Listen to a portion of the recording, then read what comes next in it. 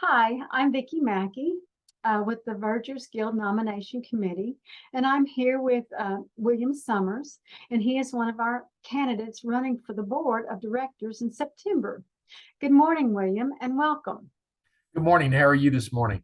I'm fine, thank you. If you will, William, please let us know where you are from and what church you serve as Verger. I'm from San Antonio, Texas, and I serve at St. David's Episcopal Church in San Antonio. It's actually in a little suburb of San Antonio called Terrell Hills. Great, great. All right, let's get started by asking you a few questions in order that we may get to know you a little better as a verger. Great. I'm happy to try to respond. Our first question is, in this ever-changing world in which we live in, how has your duties as a verger changed since COVID? My duties as a verger have had very little change since the resumption of in-person services. Prior to the resumption, the church staff handled most of the pastoral duties that the priest would normally have handled and I would have helped him with. Our new priest received his call during the period of the lockdown and became very self-sufficient and has grown accustomed to doing things himself. And when asked, seems very content to let the status quo remain. I've made many offers. I do serve as a lay reader, and I also serve as the verger on very few occasions for the ceremonial type things in the church. Recently, we went on our parish retreat, and our priest assumed the role and made all of the assignments for Compline and morning prayer during the church retreat this last week. Wow. That was a little bit of a change, wasn't it? Boy, it sure was. Let me tell you, he had two of his staff at our church also on the retreat with us, and they handled serving as the readers and assisted with communion.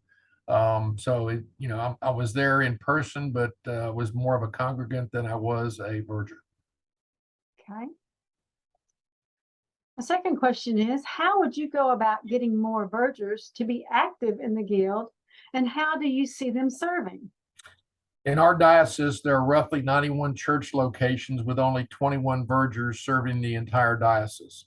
Several of the churches in the diocese have multiple vergers, and so there are roughly 85 parishes that do not have a verger.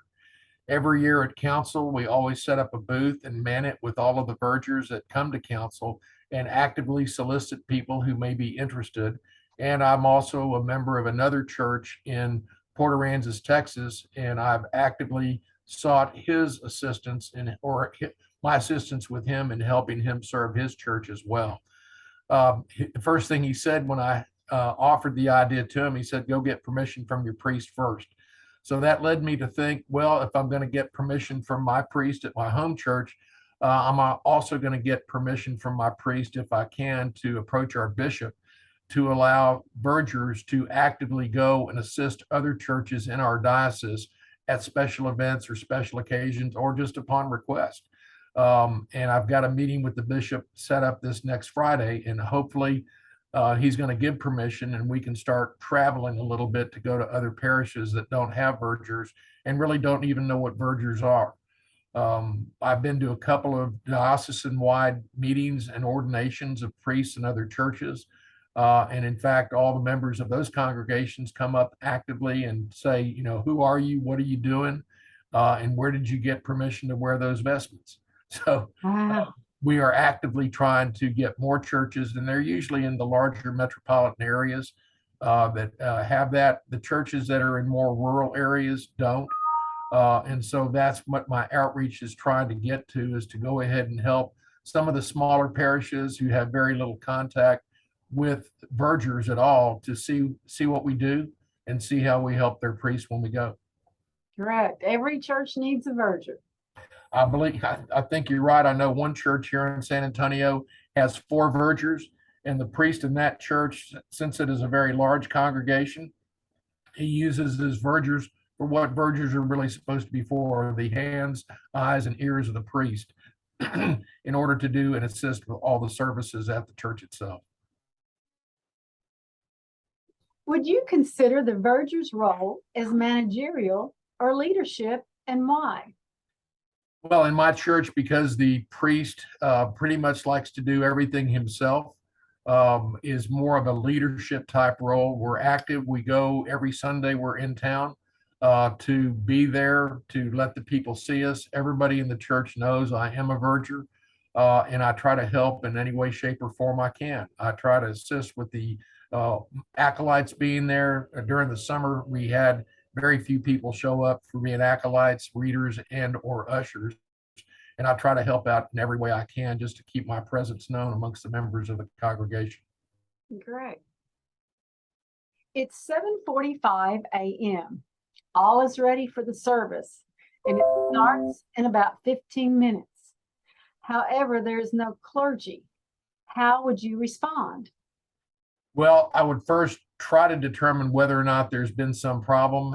Is the priest okay? Who all's here? Who's ready to go ahead and start the service? And we do have a retired priest in our congregation. He has some mobility issues and challenges, so I'm not sure he would be even willing. I'm sure he would be willing, but I don't know if he'd physically be able to actually be in the sanctuary area. Once all those different traps had been run, I would go ahead and lead the congregation in a morning prayer without communion. I've been called on a couple of times in some of the outreach ministries that I have been involved in with the church. And I remember one time walking into an assisted living center where we would go and do morning prayer services for them on Sundays. And I had one of the nurses run up to me and said, "Father, we're so glad you're here. Can you come give last rites to one of our members who's passing?" Of course, I panicked immediately and called our priest, who was a different one at that time. And I just said, "Here's what's going on." And her response was, "Go and sit and pray with them, and I will get there as soon as the service is over." So I have done that before. I don't know if I'm even allowed to do it, but I just sat and prayed with the person and tried to give them as much comfort as I could. And then our priest showed up and did the last rites, and the patient passed about an hour later. Oh, So, gracious. All right. Well, thank you, William. And thank you for your commitment to run for the board. And we will be back again with another interview video of our candidates. well, thank you very much, Vicki. Y'all have a blessed day. You too. Bye-bye. Bye-bye.